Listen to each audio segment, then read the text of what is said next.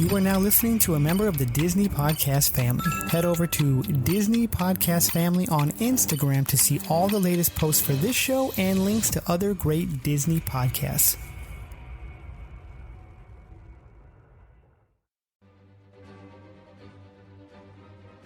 There was an idea.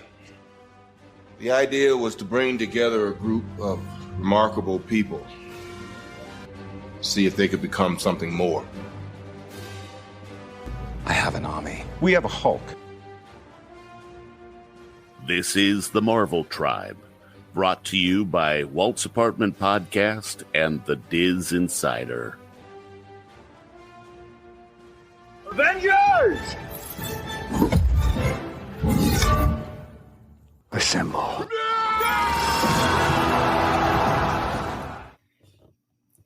Hello, everyone, and welcome to the Marvel Tribe. We are a group of excited and passionate individuals who have come together to share our love of all things Marvel. We are brought to you by Walt's Apartment Podcast and the DisInsider.com.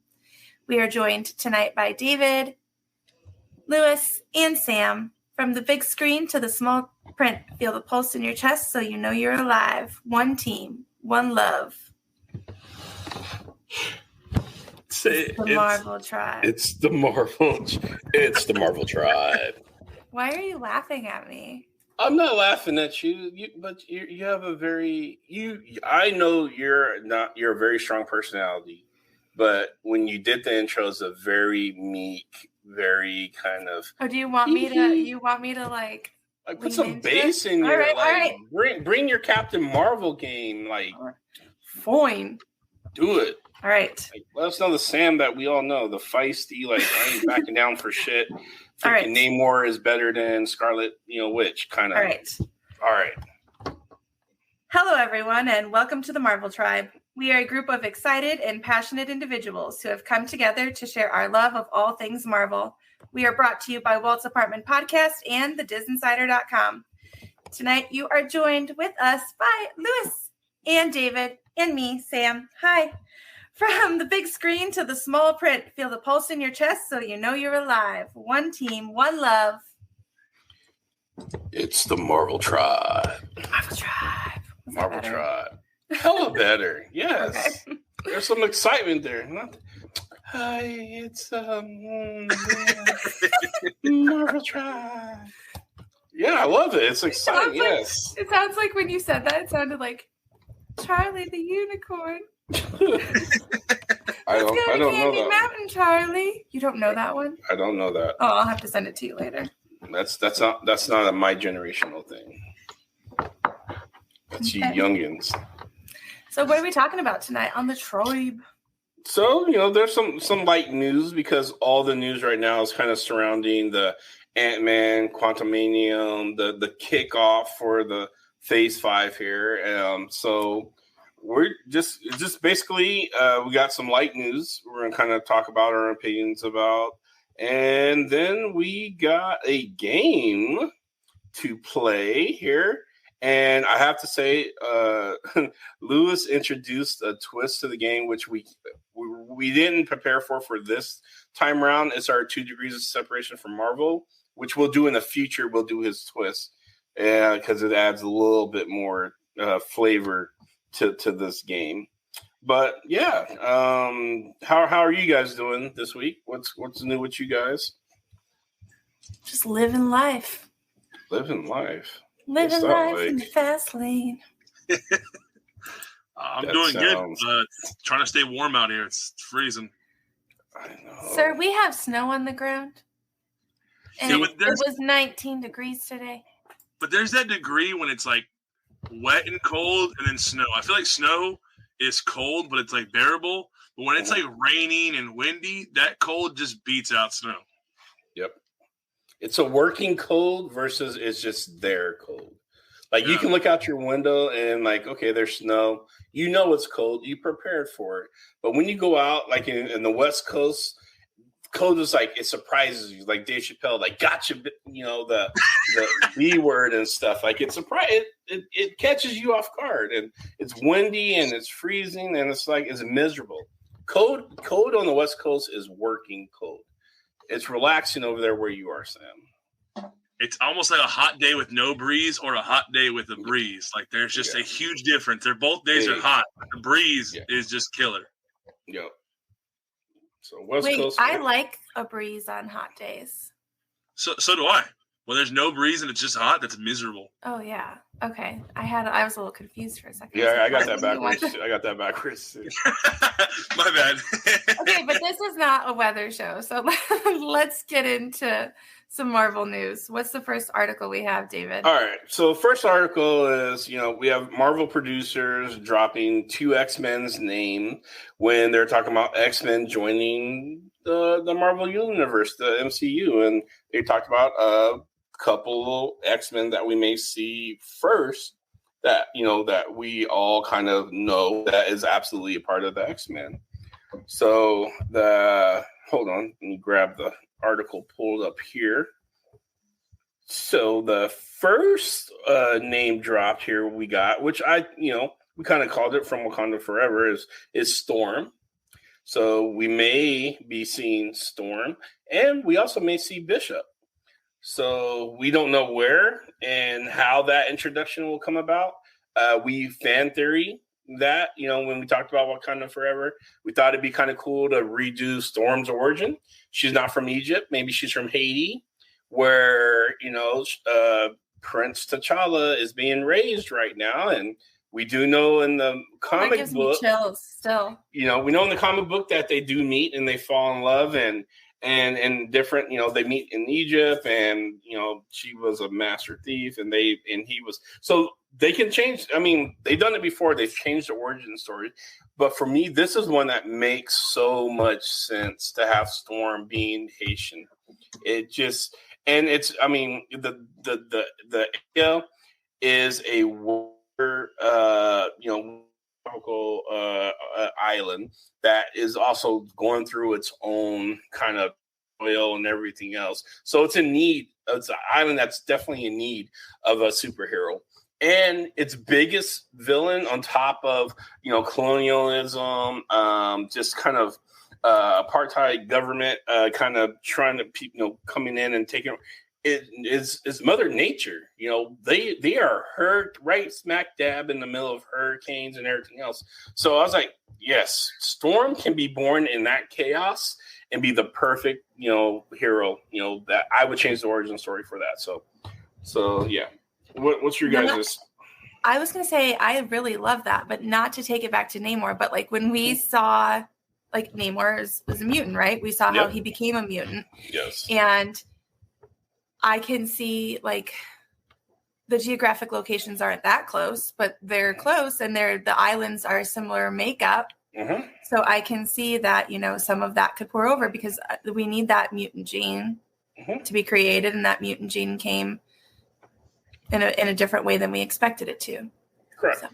And I think introducing Storm would also help explain more of the origin of the mutant gene and stuff, because it has to. We're seeing, like you said, Namor obviously is a mutant. We're seeing that Miss Marvel is also a mutant. They hint on it. I'm glad they didn't follow through with the boy genius, her friend, figuring out that revealing all mutants and stuff would be kind of like, really, he's a high school kid, just kind of.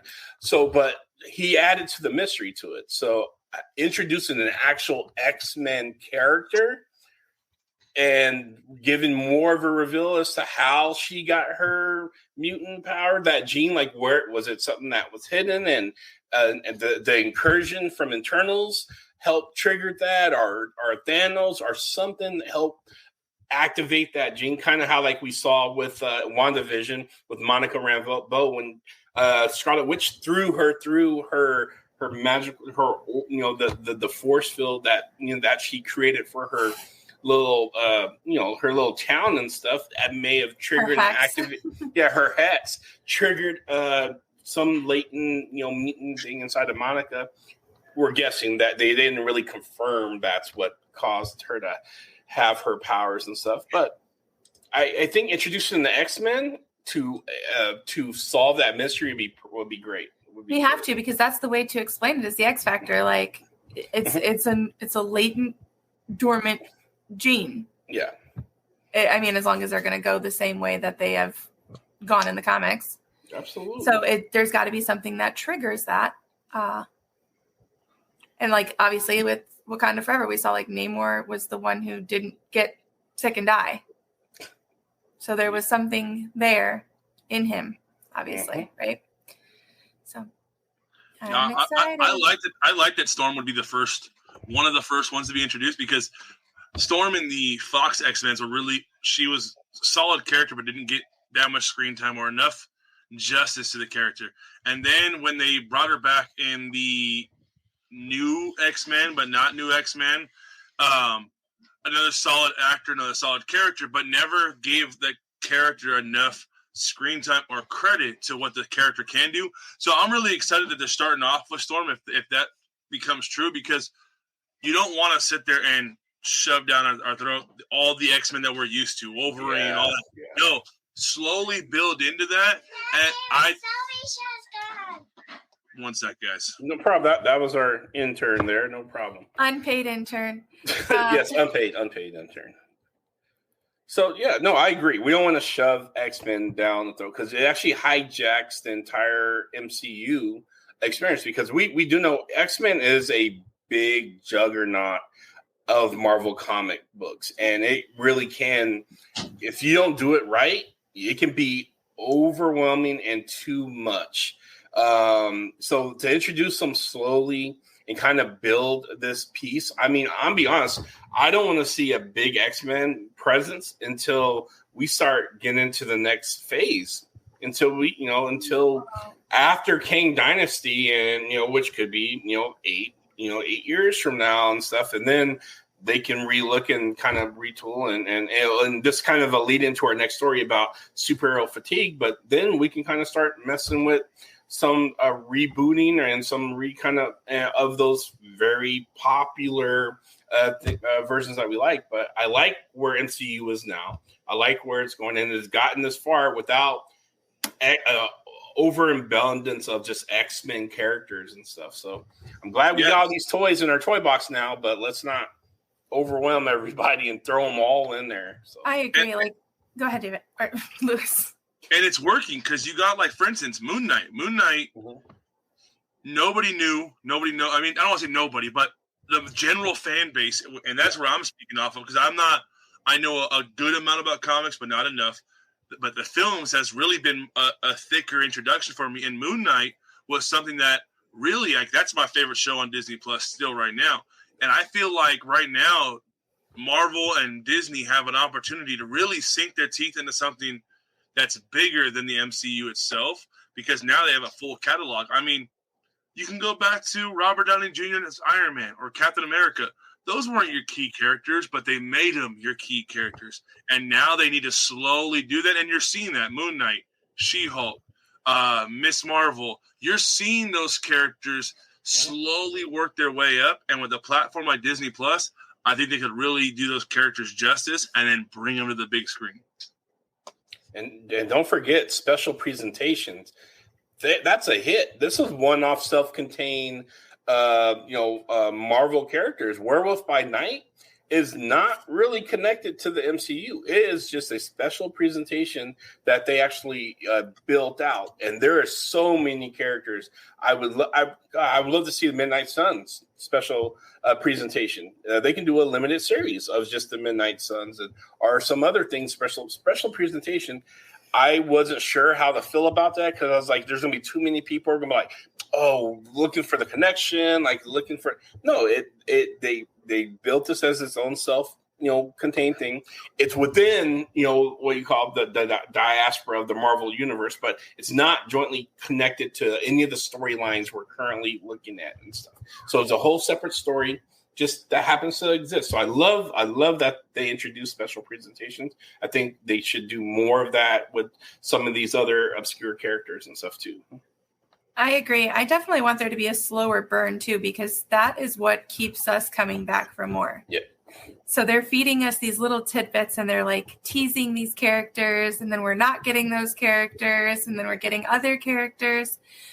But as far as I know we're going to go into it, but the superhero fatigue, like you have time. You have time. There is no reason to rush it. And I want the backstories. I want the little details that lead up to the coming into the powers. I don't just want, hey, like I got bit by a spider and now I'm Spider-Man. Like, no, I'm a superhero. I want the stories. I want the spin-off series of how it is to like deal with your powers when they're coming in. I want like we got with Miss Marvel, and I want the angst and the turmoil of your powers are literally ruining your life that we got in WandaVision. They just need to take their time and give us complete cohesive pieces and not just make it like, oh, superhero life is great, because no. Yep. No. I couldn't agree more. I mean, just like what Sam said, it's imagine, okay, what she basically described was watch Superman and don't follow anything that they do with Superman. Because that's it. That's the whole thing. Superman was, and this is me crapping on DC, but just because I think Superman's an overbloated character, but he had no depth. He didn't. Like we thought he has these powers, and they're the coolest thing in the world. They didn't show his struggle with them. They didn't show like any of the instability at home, like really all that like stuff you'll see with Spider-Man, stuff you'll see with even Tony Stark, who is this billionaire playboy guy. Dude couldn't really have a real relationship. He they didn't really go into the alcoholism piece of it and stuff. But they talked about some dark things. I was like, oh, maybe I don't want to be Tony Stark. But Superman was like, oh my God, he can fly and he can. It was the number one power that all kids wanted because it was simple. There was no struggle. It's like, man, I can fly. I can shoot lasers with my eyes. There's no depth to the character and stuff. Now, since they've had. There's all different iterations of Superman, and I'm not going to lie. I think they took in some pages from Marvel to do that, but yeah, okay, it is what it is. But this is what Marvel does very well.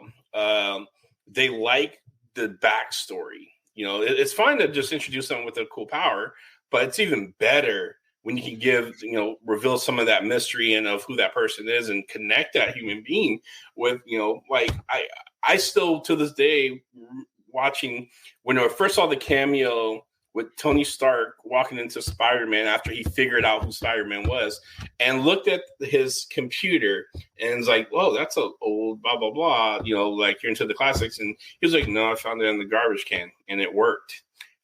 It's like, yeah, I actually did that. I actually found a computer on the curb that someone threw away and stuff. And I was like, so those little tiny little relatable pieces and stuff is what kind of makes Marvel. It's a nice seasoning that Marvel is really good at doing. So, and they do that well with the Disney Plus.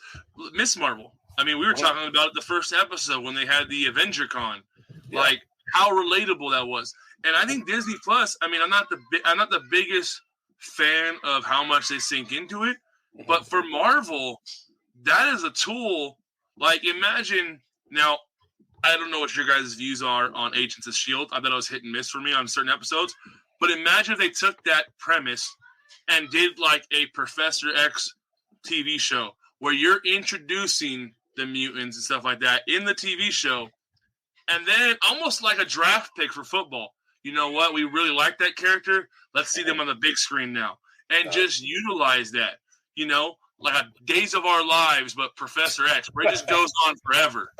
Nice. Oh my gosh. Speaking of, if they wanted to do, something else with Grant Ward, I would volunteer to be his romance interest on Agents of S.H.I.E.L.D. I don't care if he's evil. You'll be Cusper number 3 in the show. So I've never been. I wasn't a big fan of the show. I just didn't. I'm never really a big fan of spin-off shows that are loosely connected to what's on the movie. I didn't like when they tried it with Star Wars. I just didn't. For me, it never resonated with me. because I always thought in my head, like, why can't you get the original? Like, yes, we got Coulson, we got Phil Coulson, but why can't you get like some of the more original people who are in the movies and stuff like that and build that arc? And then Disney Plus said, hey, I have an idea. Let's take the people that we have on the big screen to help build that arc for our television style content and stuff. And I was like, yes, finally this. And then I can connect, and it just made sense. It wasn't like a generic off-brand kind of version. No offense to those who love Agent of S.H.I.E.L.D. and stuff. It just wasn't my bag. So I felt like each season felt like it was a different recipe. First season was okay, and then every time I went back into a new season, it was like they were reestablishing something new. But then again, though, I mean, we were kind of talking about the superhero fatigue a little bit. I think it's things like that, these quick to the big screen, quick to TV shows, quick to not let us really dwell on it, that causes that fatigue. You sit there and you see something that gets thrown on the big screen or on Disney Plus now. It's like, hey, that was cool, but you did that way too fast. And we've talked about it before. The shows, you get to the first 3 episodes where they started sinking their teeth into it. It's like, all right. And then after the episode 3 or 4, it just kind of dies out. So I think letting it burn and letting it grow on us is what's going to kind of help, ironically, help fight the superhero fatigue that's going around. I agree. So let's talk about superhero fatigue because, you know, Marvel's been around for, God, I was about to say 22 years, but that's not right. Iron Man came out in 2008. Mm-hmm. Holy moly. Okay. So we're over a decade. It's 2023 now. We have dozens and dozens of Marvel content and shows and properties and movies out there. Superheroes is the thing. So much so that even other actors are coming out because some people aren't really feeling this vibe. They really want more of the art back into movies, and they don't consider this. They think this is an anomaly, and I'm like, you don't get to exist over a decade in the social conscious of generations and stuff, and just be called like a fad. They're here to stay, but it was asked. It was asked of the powers to be, Mr. Kevin Feige and stuff, about superhero fatigues, concerns, and stuff. And his response was pretty poignant. He wanted to. This is why he created phases for his story arcs and stuff. You know, he has an idea, and he wanted to show the audience that it was going to be kind of peppered throughout a series of different shows and stuff, and it's going to come to a climax, and then they're going to reset and do another phase, and they're going to piecemeal things out and stuff in that way. So because he said, with Disney, they have the power; they can just dump all the content they want, but that's not a good recipe and stuff, and people will get exposed and fatigued and everything else and stuff. But doing it in this kind of phase piece. And being able to pivot. That's the other thing. He said, there's a lot of movies, shows, and things that they were able to just kind of pivot based on fans' responses and stuff. And that helped them even further, move the needle and move and keep things fresh and stuff. So with that, I think Marvel is pretty good about combating. Actually, Marvel as a whole is the single thing that is actually combating superhero fatigue. Because if I remove Marvel from the equation, I'm not going to lie, I think people would have gotten tired of the start and restarts of the DC stuff. And again, I'm not trying to hate on DC. I do love some of their properties and stuff. I enjoyed some of their movies. Some of them I didn't think was really good. But I felt the frustrations of the fans about some of these starts and restarts, and they made it very visible. Like it's almost it was more about the actors playing these roles and being replaced in these roles and the contracts and everything else versus actually talking about the characters, about Batman and what's the new version of Ben Affleck's Batman versus, it was really about, Ben Affleck and his role, and he's all big and buff, and he's going to, with Harry Cavill and everything else, and then they're going to start and restart, and then Ezra Miller, who is weird. I mean, God, I don't know how you stake your franchise with that kid, but yeah, it became this weird thing where people started talking about the real actors, not the characters, and then they would just reset. It's like, well, okay, we're gonna get the Twilight kid to play Batman, but we're not gonna tie it to the universe, So, but we're gonna, it just kind of, you get that stuff gets tiring and that stuff gets old. And so if we did not have Marvel movies, I guarantee people have been over. There's no way DC be making the billions of dollars that they would be making. I mean, Marvel kicked that door open and stuff. That's just my opinion and stuff. The fatigue would have set in, but we do have Marvel, and they exist in this universe, and they are really building out and testing these new recipes and stuff. I mean, She-Hulk. Not a lot of people like She-Hulk. And that's fine. I thought, for me, I grew up, my mom was a huge Ally McBeal fan. I thought it was wonderful the way they broke down the fourth wall. Yes.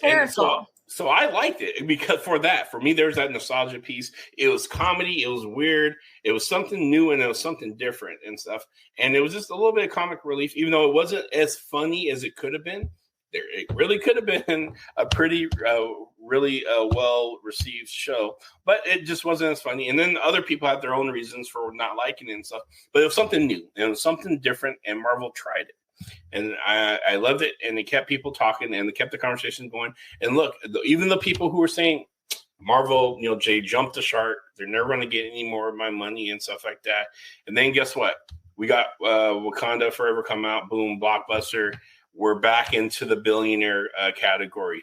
We got Ant-Man Quantumania coming out. Even before it comes out, we already know it's going to be $1 billion banger and stuff. So that fatigue, or that I don't really want to mess with Marvel anymore because of they've gone woke, or they've gone this and that. That's just background noise. It's none of it holds up. It's not being reflective in the box office numbers and stuff. So sorry, I went on a tangent there. I apologize. We started with woke, and I went on to the whole. I don't know. You brought up some good points, though. I mean, yeah, you did. Marvel's also being smart about it. I mean, you think about it. 5 years ago, everyone was getting confused because you'd see the Marvel logo pop up on the big screen, but you have those that were watching it and just saw Marvel Studios pop up.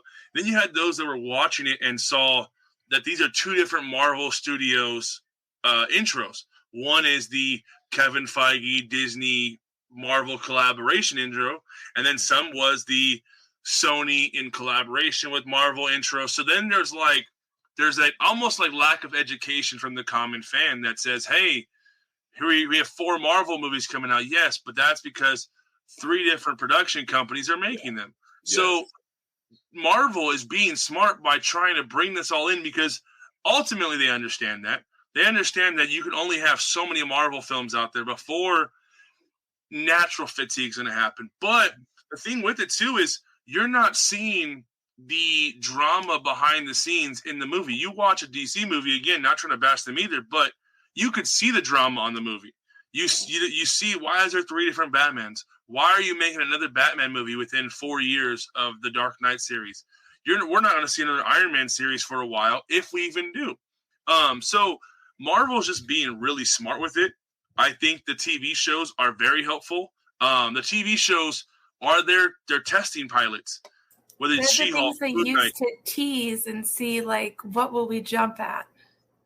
Exactly. I mean, in She-Hulk, they dropped a couple big things. I mean, they dropped Hulk's son, which we were predicting that previously before the show came out.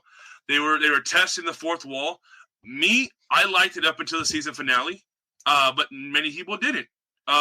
Moon Knight, that's a character like Werewolf by Night that, hey, we're going to test the waters with these guys.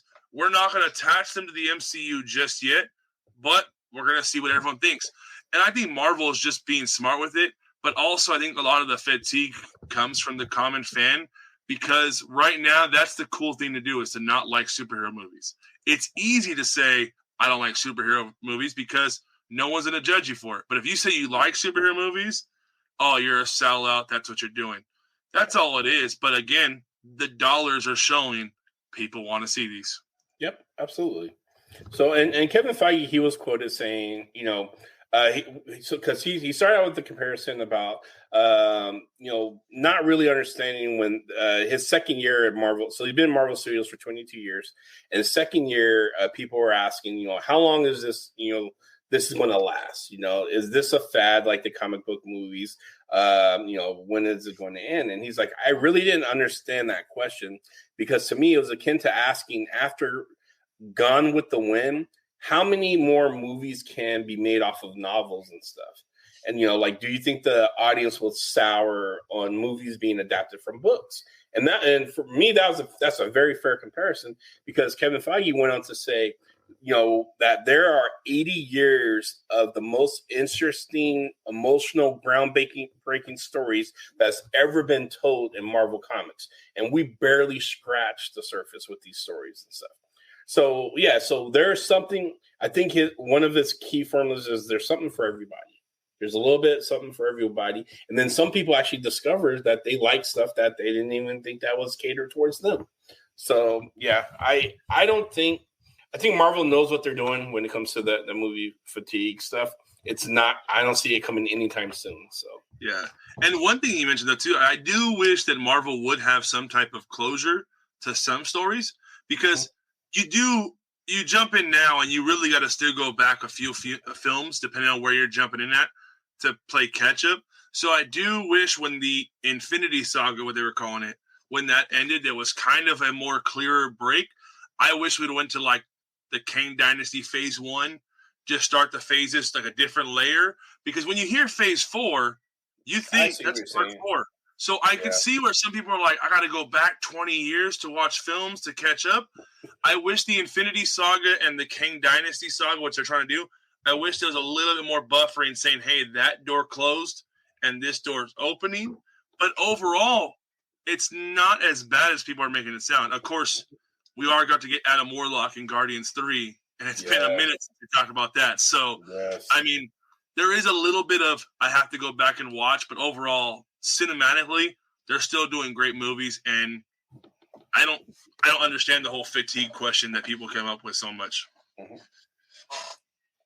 I agree 100%. In fact, I think what you're describing is what Star Wars is starting to try out. They're trying to end that episode saga that follows the Skywalker trend. It's like this universe is so much more vast. We can completely close one story and starting a brand new chapter 1 and a whole other new story in this universe and stuff, and tell different stories and stuff. So I get that, and I think Star Wars is going to experiment with that, and we'll see, because there's always going to be your diehard fans who are always looking for those connections.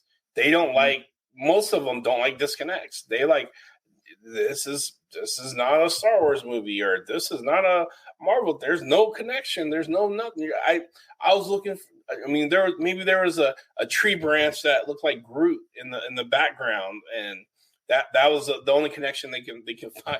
So yeah, I agree. I think it would be interesting to do that, to close off that entire Infinity Saga, and then start a new Phase 1, the King Dynasty and stuff. Kind of like you have a new book. It's a new Harry Potter book and stuff. It's in a series, but maybe that's a bad scenario too, because the inside of the books, like the Goblet of Fire, there's chapter 1, until the end of that book and stuff, but they are all part of the same universe. So yeah, no, Harry Potter is a good analogy. I'm gonna stop talking. David, I'm not a fan of Harry Potter, so I use Harry Potter as an analogy in my point. It hurts your heart. It a little bit does. A little bit. Do you think, speaking of other films, though, do you think Marvel can create some type of how Star Wars has that crawl to catch you up? what if like the Marvel intro was like a comic book style for like a minute or two, just to kind of throw some key pointers at you, just so then any average person that's going to the movies can watch the movie, see the little flip book comic style art for the first 60 seconds of the movie, like boom, I'm caught up. I could watch this no problem because they gave me all the key pieces I need to know to watch this movie. And for us diehard fans, we may just watch it as refreshers, almost like a TV show previously on, and then they just do like a cool comic book art, and then boom, here you go, you're in the movie. So I'll tell you what, this is why I like Lewis's brain, because when he was describing what he was just describing, I instantly started thinking about how Pixar does those little animated shorts in the beginning and stuff, just to give you a kind of a little wet your beak and stuff of what's coming.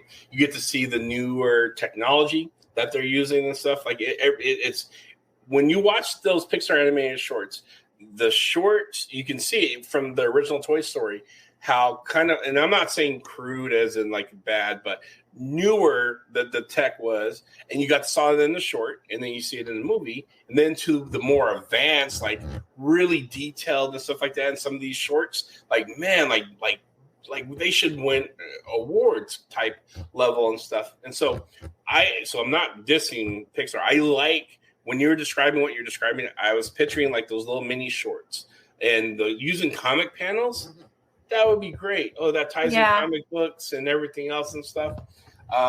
So I absolutely, I think that would be interesting. So that would be a great way to keep breaking down the fourth wall too. It does, yes.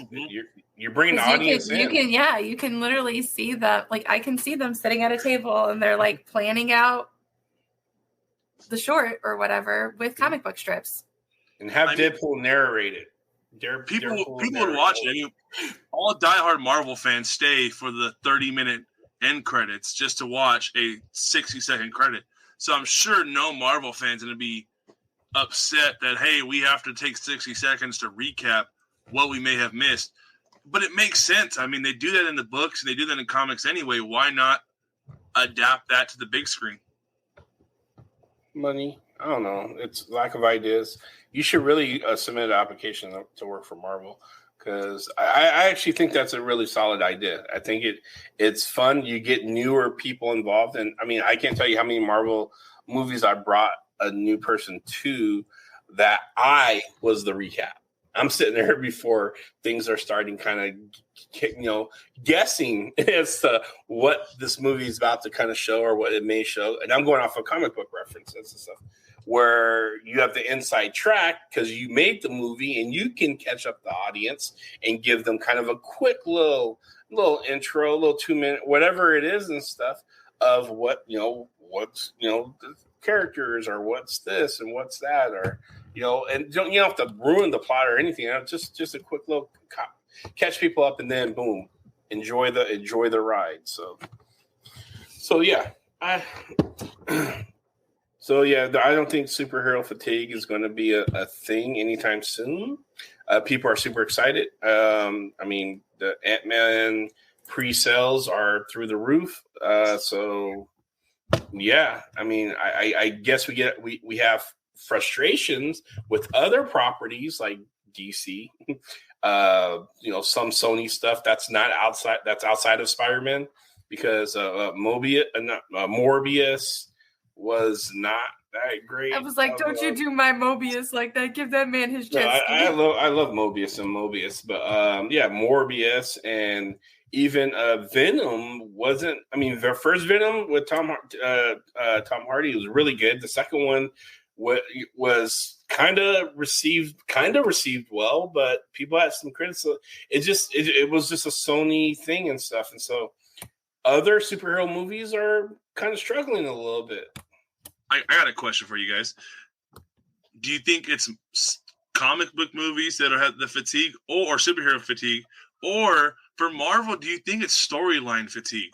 Do you think that fans are tired of the almost predictable storyline? For instance, Thor Love and Thunder, I was not a fan of.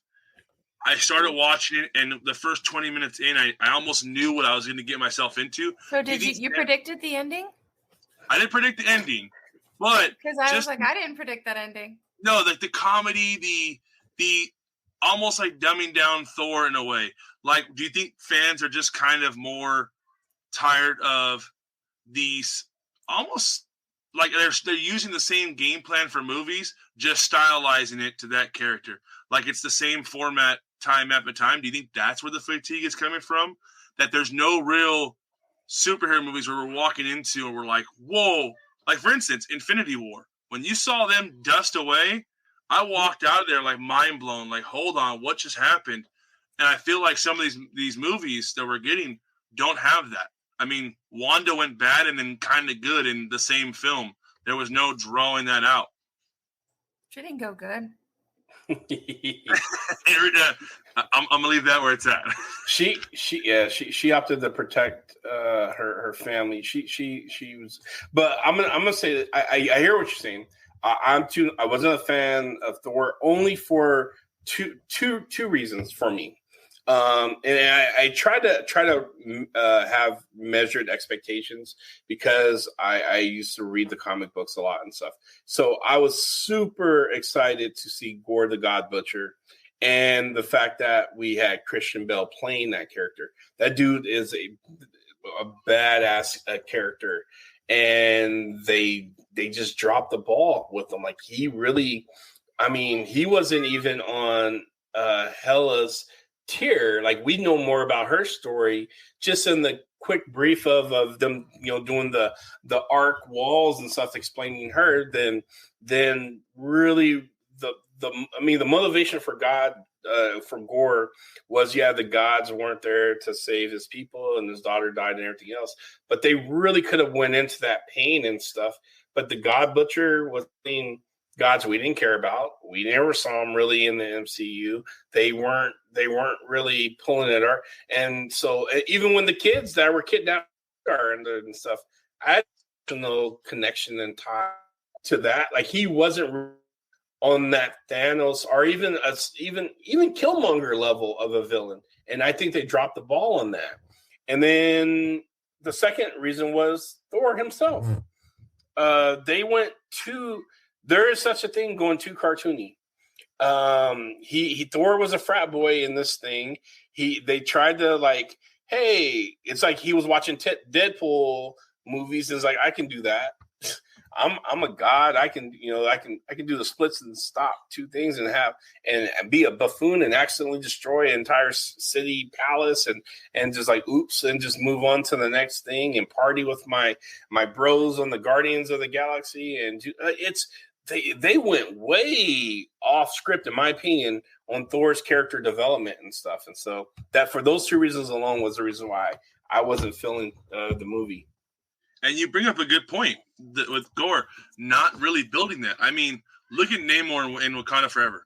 Yeah. They built that character up. They showed us. They gave us something where you're finding yourself in the movie either relating with him or not relating with him and stuff like that.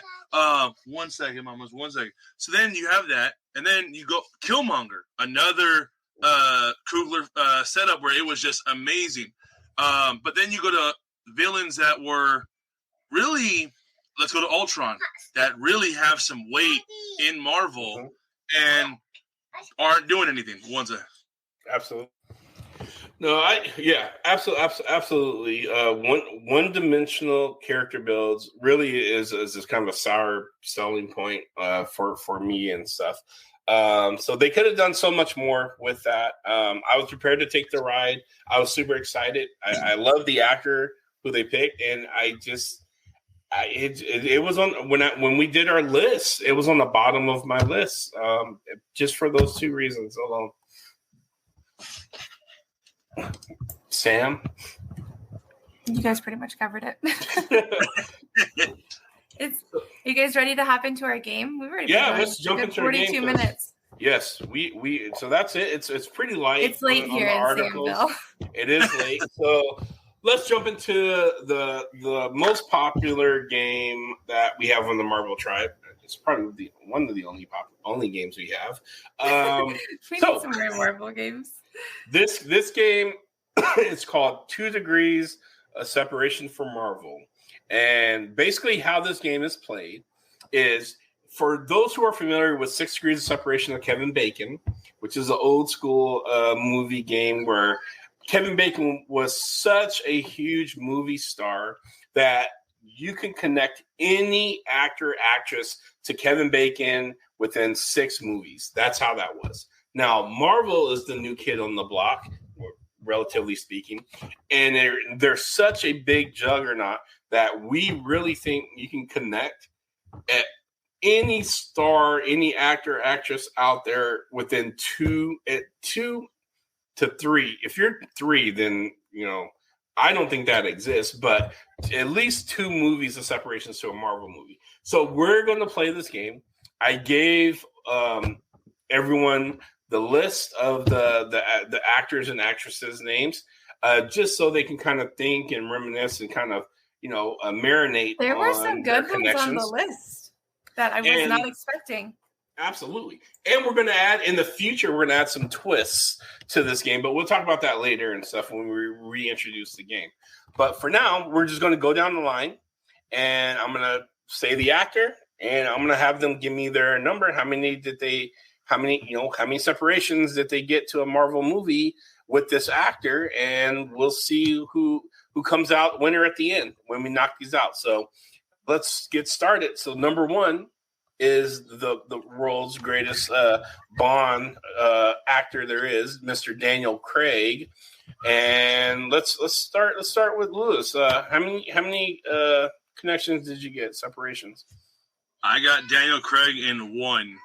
Ooh, Dave Bautista in The Glass Onion. Oh, good one. What about you, Sam? I had Daniel Craig with Jeffrey Wright in Casino Royale, and Jeffrey Wright voiced the Watcher in What If. Watcher, yes. Casino Royale, oh, that was a good one. And I, too, have Daniel Craig in 1 with Glass Onion that recently released on Netflix, so check it out with Dave Bautista, Mr. Drax himself. All right, so the next one is Jessica Chastain. Sam, let's go with you first. I got it in 1. Did you really? Jessica Chastain was in Zero Dark 30 with Chris Pratt. I knew you were going to say that one. Did you get that too, Lewis? Yeah. Yep, same here. All 3 of us. That is a 3-peat. Zero Dark 30 with Star-Lord himself, Chris Pratt. I'm going to have to pick better names, but let's go. No, some of them were hard. Some names are hard. Most of them I got in 1, though, I'll be honest. All right, how about Matthew McConaughey? What you guys got on that? I have 1. Let me see if it's the same one I got. He was in Sing 2 with ScarJo. No, I did not get that one. What about you, Lewis? I got him with 1 with Idris Elba, who played the name Thor. He's in Thor, but they were in the Dark Tower together. Hemdell, that's right. Yes. All right. So I would say this officially. We all got Matthew McConaughey in 1 with 3 different movies, because I got him in 1 with the movie A Time to Kill with Mr. Nick Fury, Sam Jackson himself. So yes. 3 different movies, right? I love that Heimdall Guardian one. Love that. All right. Mr. Joaquin Phoenix, aka the Joker over in DC. What do you guys got for that one? I have 2. Okay. Go ahead. What you got? Joaquin Phoenix was in Walk the Line with Reese Witherspoon, who was in Sing 2 with ScarJo. Ah, okay. Oh, you used a repeat. Okay. Oh, I did use ScarJo a couple times in Sing. Okay. Listen, I did this like 30 minutes, the whole list like 30 minutes before we recorded. I'm making these too easy. All right. I got Joaquin Phoenix in 1 with Scarlett Johansson in Her. Oh, that's right. He was in that weird In Love with His Robot or phone or whatever that was. Yeah, I didn't finish watching that, so I don't know how that. Did he get electrocuted in the end? Don't answer that. Don't spoil it. Don't answer that. So I got it in 1, and I'm going old school. So I got Joaquin Phoenix in Gladiator with Russell Crowe, who was Zeus in Thor. Nice. That's a good one. I like that one. All right. So here is this is a hard pitch right here. This actor, also known as today's TV host of Family Feud, Steve Harvey, hostess with the mostest, Steve Harvey. What did you guys get for Steve Harvey? Steve Harvey was in Think Like a Man with Kevin Hart, who was in Secret Life of Pets with Michael Beatty, who voiced a Marvel video game. Does that count? That does not count. That's not Dang the it. MCU. Oh, I didn't realize we were doing MCU. I thought we were doing Marvel property. That's okay. That's all right. Okay. It was a good try, though. Steve Harvey was a really hard one. He is. For me. Oh, yeah. Steve Harvey was – I didn't get anything for Steve Harvey. I was really digging, and I was like, I can't get nothing. But, I have a 0 for Steve Harvey. Wow. I'm the only one that was Steve Harvey. I got him in 2. La-di-da, good for you. So here it is. And I've seen both of these movies. So Steve Harvey was in the Johnson's Family Vacation with Aquaman himself, Jason Momoa. That's right. The casino. Yes, that's the casino. And Jason Momoa was in Dune with Oscar Isaac, who plays Moon Knight. So, yes. Slick. God, I wish we had a soundboard. I want to applause and stuff here. Yeah. All right, got him in 2. All right, next one. Why you look so mad? You look pissed off, Sam. No, I'm just disappointed because I didn't realize my video game wasn't going to count. Actually, I kind of knew, but I was so frustrated. I was so frustrated at trying to figure out one for Steve Harvey that I just put the video game in. All right. Next one up is Mr. Theo Huxtable from The Cosby Show, Malcolm Jamal Warner. What did you guys get on that one? So first of all, I had to Google his name because I was like, who is that? And I got him in 1. Ooh, okay. You got him in 2? Mm-hmm. So I got him in I got him in 2 with Matthew McConaughey, which then brings me back to the Idris Elba Dark Tower. That's what I did. I have him in Fool's Gold with Matthew McConaughey, and then I took him. Matthew McConaughey was with ScarJo in Sing. Nice. Okay. Well, I got him in 1.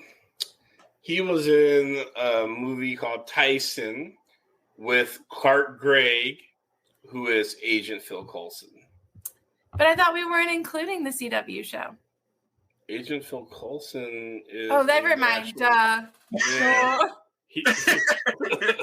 He's in several Marvel movies, but... That was the stupidest thing. I think when you were asking, I'm like, is she? Oh, yep, bring it. It's all good. It's all good. It's all love here. Oh my gosh! This one I had a hard time with.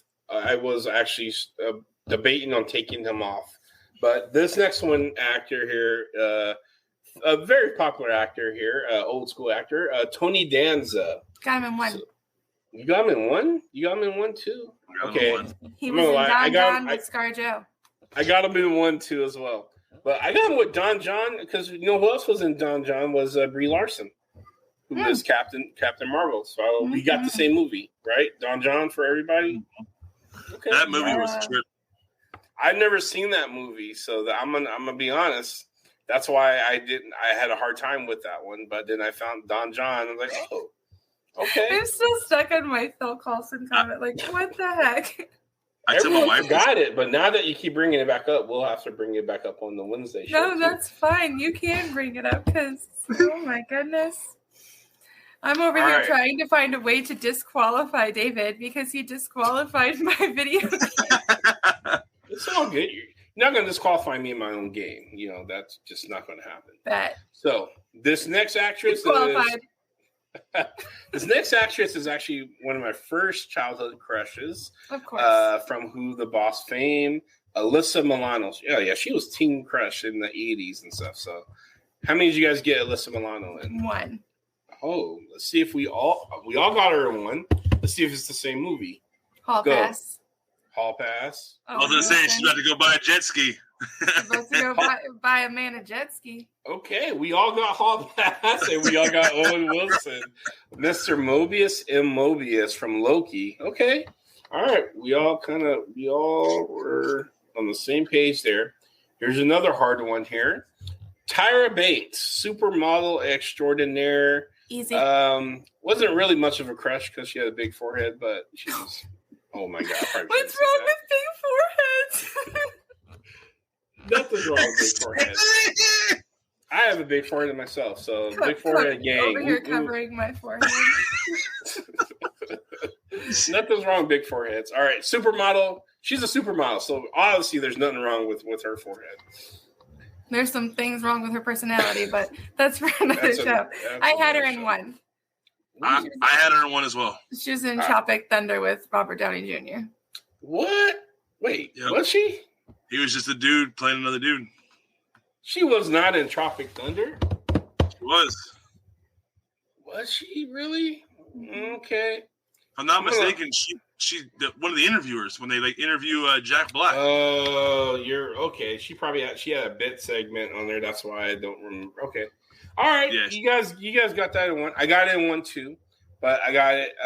She was in Higher Learning with Lawrence Fishburne, who plays Bill Foster in Ant-Man and the Wasp. Mm-hmm. So, boom, got him in one. All right. For a second there, I was like, Lawrence Fishburne's in. Oh, I was like, yep, there it is. Yep. Giant man. All right. So next is a very famous reality celebrity, but he also acted in some movies, so he counts. He also produced some movies. Yeah, he did. So this is the famous Jeff Probst of Survivor fame, and I actually had two connections, but I'm going to save that one for later. I'm not going to use that one because there's one from Survivor, which is weird, a reality show that actually connects him to the Marvel, but that's not what I got. I got him in 2. So what do you guys got? I got him in 2. Okay. Kiss Me with Jenna Fisher, who was in The Office with John Krasinski, who was Reed in Multiverse of Madness. Okay. All right, that's a good one. And Lewis has 0, so all right, he's out of the lead here. I got him in 2. So I got him. He was in Finder's Fee with Ryan Reynolds, who was Deadpool, but he was Deadpool with Josh Brolin, who is Thanos. So there's my 2. So boom. I like it. All right. So I like it a lot. So we got 2 more, and then we can wrap this up. I don't know how to say his last name. Thomas, my kid told me about this person. Middleditch. I seen him around a lot of different stuff. Actually, when I Googled him and saw his face, I was like, okay, I recognize him a little bit and stuff here. So Thomas Middleditch, what do you guys got? How many did you get?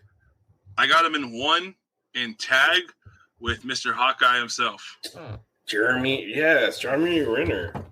I abbreviated it, so I'm like, what the heck movie is this? Wolf of Wall Street. Duh. Oh. Okay, he was in Wolf of Wall Street with Matthew McConaughey, which then leads us back to ScarJo. Okay, so you got him in 2. 2, yeah. All right, and I got him in 1. He was in The Bronze with Sebastian Stan, a.k.a. Bucky Barnes, a.k.a. The Winter Soldier. So that's another movie I didn't see. So I do like Lewis' twist on, if you haven't seen the movie, move on to another one and find that connection. But we'll use that for a future one. So the last but not least is Omar Epps. So Mr. You got the Juice fame with Tupac, and he's done a whole bunch of other stuff since. That's such an old movie. What do you guys got? I did not get him. I didn't even realize he's on the list. I finished at Thomas Middleditch. Oh, did you? Yeah. So okay. I went back right now. As soon as you said we have one more, I was like, "There was one more." Yep. Can you think of anything off the top of your head?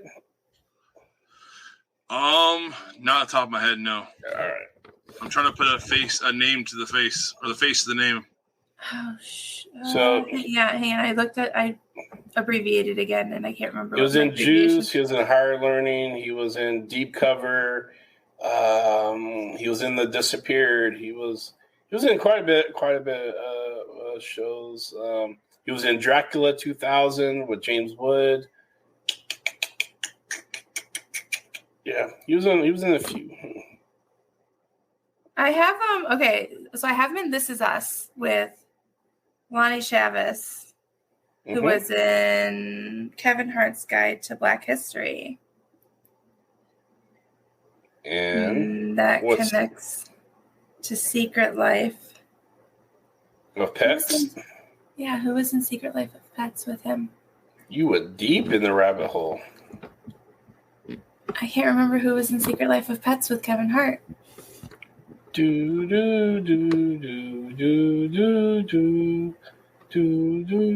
remember. Are you Google searching right now? Well, no, because I'm looking at my notes here, and I just put Secret Life with ADFJO. Was Robert Downey Jr. in Secret Life of Pets? Oh. All right. Well, I did it in You won that one. Yeah. So Omar Epps was in Alfie with Jude Law, and Jude Law played Young Ra, the Kree warrior in Captain Marvel. So antagonist. That was a good one. All right. So final score is I didn't really keep tally. Doesn't matter. It's all love here. I won. I'm missing 4, so I'm already out. David was disqualified. For those of you who can't see, I just removed him from the stream, so he's disqualified. Just kidding. Welcome back. That's some sore loser shit right there. It is not. I said the points don't matter. Kicked me off the podcast. It is all love. You know I love removing. The fans want to know. Fans want to know who won too. So the fans know you always win. I didn't win last time. You guys got something. I was like 2 connection. One, yeah. I think you or Brianna or Lewis won. So I don't always win. All right, Blurred Hulk. Let's take us out. All right. So my Marvel Tribe peeps and peepettes, I do want to tell you we are truly, truly blessed to have you guys as our fans. This show is one of the fastest and quickest download shows we have in the Walt's Apartment family. But check out us. You can see us in our faces on our lives on Wednesday. Before I actually sign off here, I do want to have Sam make a quick announcement about our Patreon. Yeah. Because it's just another way you can kind of help support our show, helps us kind of pay the bills and help us deliver really fresh content to you guys. So Sam, take it away and then I'll close us out. So we would be super excited if anybody who hasn't joined our Patreon yet were to join. There are a few different price tiers. You can just find it at Walt's Apartment, a Disney podcast on Patreon, or you can check our Walt's Apartment podcast Instagram link. There are a few different options. You get access to a Discord. You get access to some pretty cool Sunken City designs, posters. You get stickers, some really exclusive like interview access. So you get to sit behind the scenes for some of our exclusive interviews and put like in this private chat that we have, you would be able to put questions that we could ask during live timing for the interviews. That's super exciting because we've got some really high profile interviews coming up for Walt's Apartment Podcast. So join our Patreon. The links are over on Instagram, or you can go to Patreon and then look at Walt's Apartment, a Disney podcast. Choose the tier that's right for you. Come play with us in Discord. We are in there all day chatting, sharing news, tormenting each other with love, of course. So, and you get sneak peeks of some of the cool things that Lewis is working on. So go join the Patreon. So with that said, I just want to thank you guys so much for keeping us relevant and stuff, and we'll bring more content to you, and we can't wait for Ant-Man, and we'll break that down when we get the first chance to. And with that, Marvel Tribe out. Marvel Tribe.